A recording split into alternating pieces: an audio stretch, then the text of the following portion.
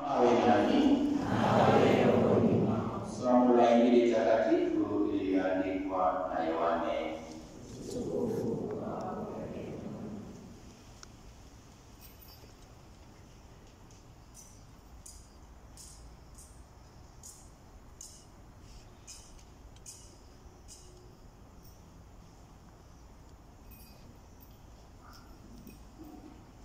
Ilikuwa kabla ya siku ya Pasaka. Yesu alijua ya kuwa saa yake imewadia ya kuondoka ulimwenguni hapa kwenda kwa Baba.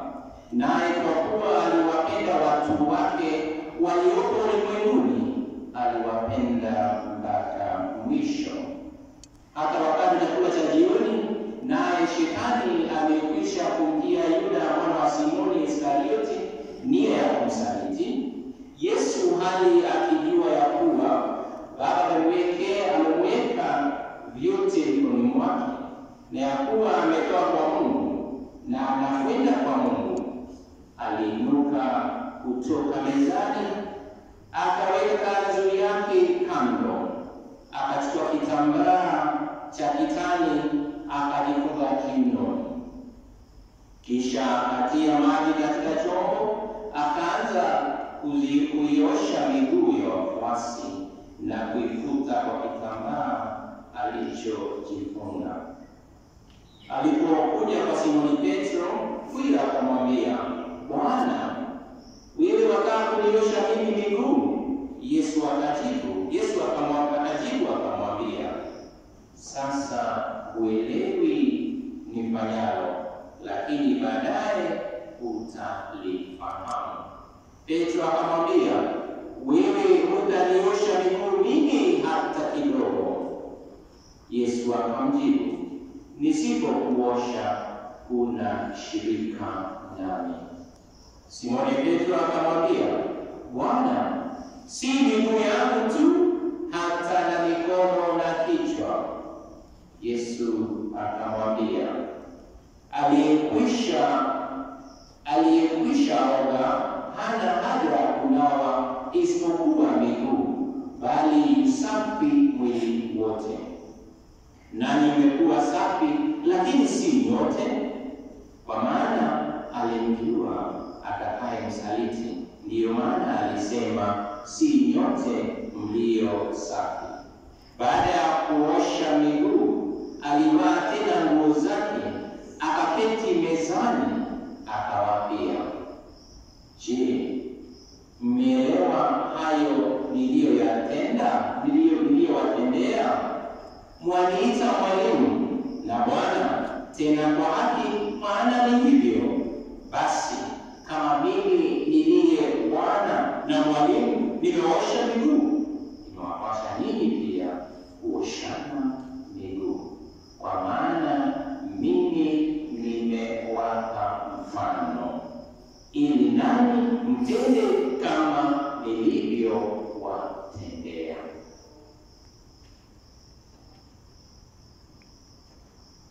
Injili ya Bwana.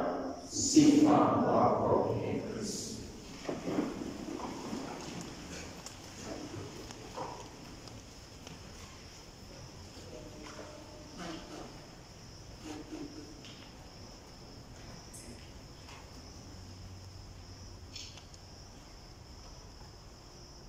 Mahujaji wa matumaini pamoja katika sala, ndiyo tumekuwa mahujaji hasa kwa wakati huu wa Kwaresma, kwa siku 40 ambazo zinaenda kufika ukingoni siku ya leo, katika adhimisho la hii karamu ya Bwana, katika siku 3 muhimu za Pasaka ambazo tunaziita Easter Triduum.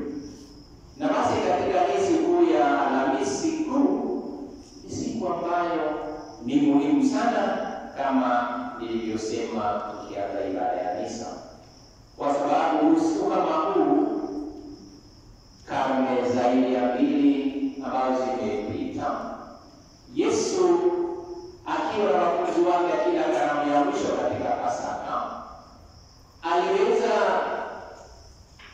kuzindua ama kuweka sakramenti sakramenti ya ubadilisho kama sakramenti ya daraja na sakramenti ya Ekaristia. Na hizi sakramenti ameziweka katika kanisa ili ziwe kiini cha maisha yetu kama waumini na wafuasi wa kanisa Katoliki. Na hizi sakramenti mbili zimewekwa kwamba hauwezi kupenda moja ukachukia nyingine, hauwezi kutimiza moja ukachukia nyingine.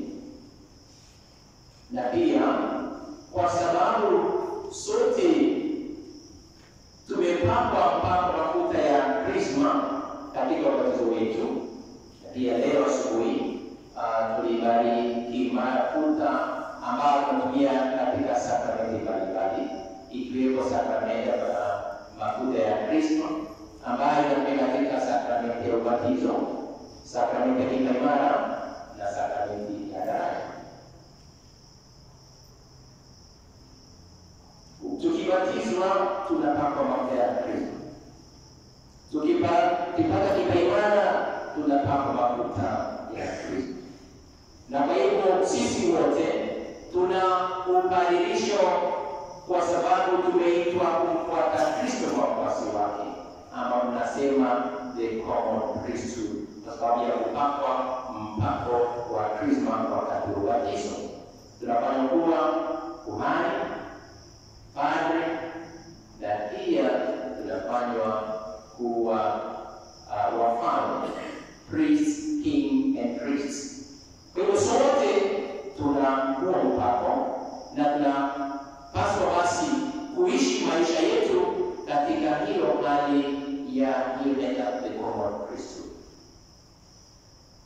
Lakini wale ambao wamepakwa mafuta ya Krisma katika daraja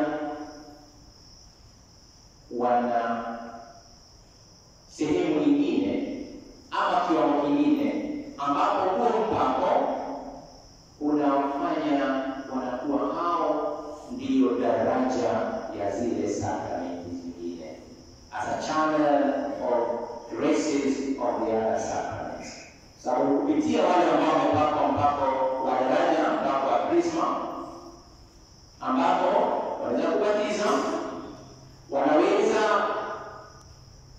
kuwasamehe watu dhambi, wanaweza kufunganisha watu ndoa, wanaweza kuwapatia watu sakramenti ya kipaimara, wanaweza kupatia wengine kama baba ya askofu anaweza kupatia wale wametayarishwa sakramenti ya daraja. Na wakati tunakuwa tuko dhaifu sana katika ugonjwa wetu, tunapakwa mafuta ya wagonjwa, na hao ambao wameteuliwa na kupakwa mafuta ya Krisma katika daraja ya upadre. Na ndio maana hatuwezi kuwa na kusherehekea sakramenti ya daraja ya upadre bila kuwa na sakramenti ya ibada ya misa, sababu zote zimeshikana na ni kitu kimoja, na ndipo tunasherehekea siku ya leo. Kama umesikiza vizuri katika somo la kwanza kwa Luka kitabu cha Kutoka, wana wa Israeli wanaambiwa vile watakavyo kula ile Pasaka. Waangalie ni watu wangapi, waangalie kwamba hata yule mnyama ambaye watamtafuta awe ni mnyama asiwe na kile. Wanaambiwa vile watamla wakila viatu kwenye miguu yao na wakule kwa upesi. Hiyo ni wale tunavyosema katika liturujia yetu hapa kanisani, ina mpangilio. Liturujia yetu ina mpangilio kuanzia matayarisho yetu kabla kuingia katika ibada ya misa, matayarisho yetu ya kiinje na matayarisho yetu ya kindani, the external preparation and the internal preparation, na pia matayarisho ya kanisa letu, matayarisho ya masomo, matayarisho ya elimu, matayarisho pia ya vile hatari itakavyopangwa.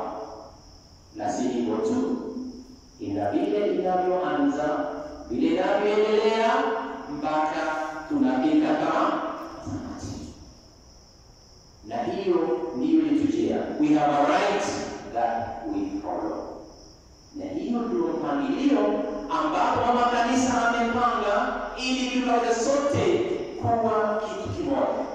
Ili tunapo mega mkate katika altari, tunapo bariki vikombe, nasema kama nimesema vizuri katika Zaburi ya kuhimizana, kikombe tunachokibariki ni ushirika katika damu ya Kristo. Kwa sababu sisi ni kitu kimoja, ni ushirika. We are a communion. Na ubeti wa kwanza kwa Zaburi ya kuhimizana ndio Zaburi 116 ulianza hivi: nimrudishie Bwana nini?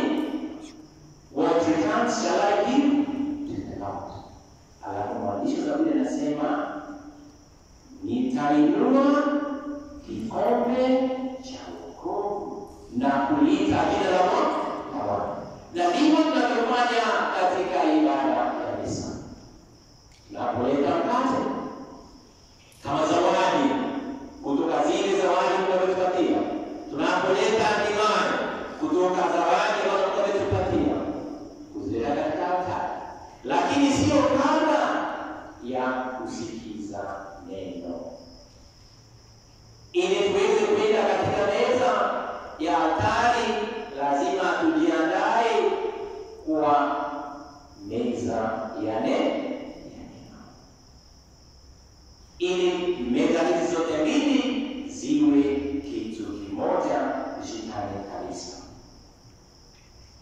Ndio tunasema basi sisi ambao tumeitwa na tumepata bahati hii ya mwaka huu 2025 kuwa katika ibada ya misa ya karamu ya Bwana, adhimisho katika karamu la Bwana, tujiulize, je, tunaadhimisha hii karamu kwa njia gani? Sio usiku huu tu, lakini kila wakati. Ubeti wa mwisho wa Zaburi ulienda hivi: nitakutolea dhabihu ya shukrani na kuliita jina la Bwana. Nitatimizia Bwana nadhiri zangu mbele ya watu wake wote. Tunapobatizwa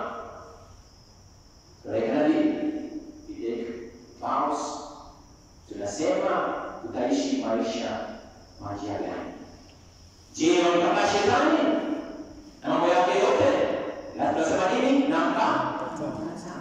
Kisha ninaulizwa, je, unasadiki Mungu Baba, Mwana na Roho Mtakatifu na kanisa lake takatifu Katoliki? Nasema nini? Nasadiki.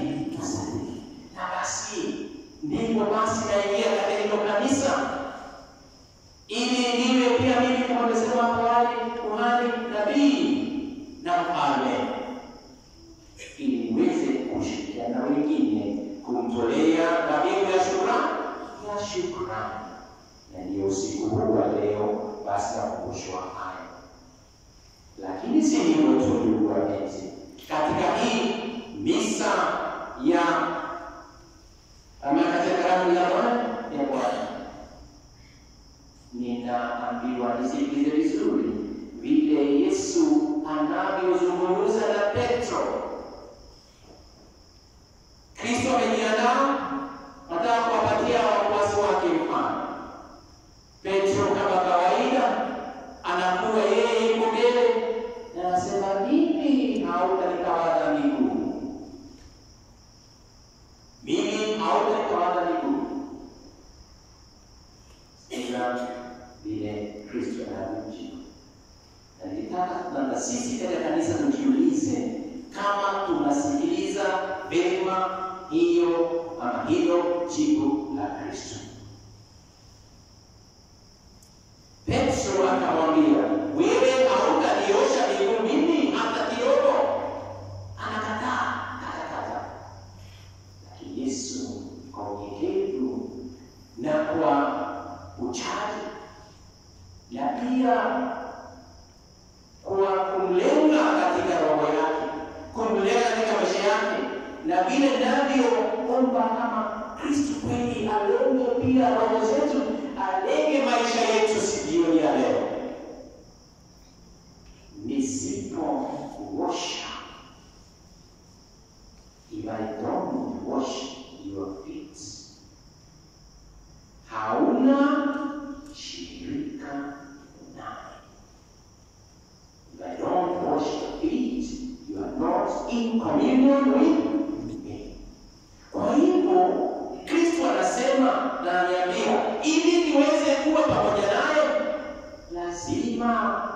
nikubali, ninyenyekee.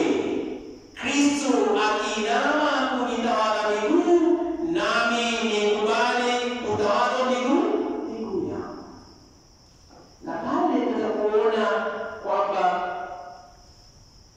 kuna uhusiano na sakramenti ya upatanisho.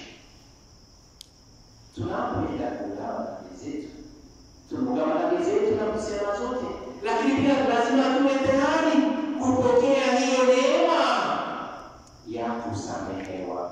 We have to be ready to accept and receive that grace of forgiveness. Ndio maana Petro anaambiwa na Kristo, kama siwezi kuosha, siwezi kutawala miguu yako, hauna ushirika nami. Je, mimi ninaoshirika na Kristo? Je, wewe unaoshirika na Kristo? Nasema ndio, kwa sababu naposema na Mwenyezi Mungu ninalielewa, ninaposoma ninasema, tukiambiwa neno la Bwana tunasema tushukuru.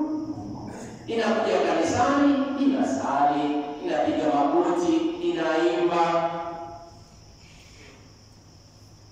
Hata napokea Ekaristia, na wengine wanapokea Ekaristia, kushika kidogo hapo una dosari kidogo, lakini kama unapokea Ekaristia, maisha yetu iko kivipi? Yesu anasema katika Injili, aliyekwisha oga hana haja ya kunawa isipokuwa nini? Miguu, bali usafi mwili wote. Hata hivyo lazima tuwe na ushirika katika Kristo. Nyinyi mmekuwa safi, lakini sio wote. Je, Kristo akija hapa atasema hivyo juu ya baadhi wengine wetu?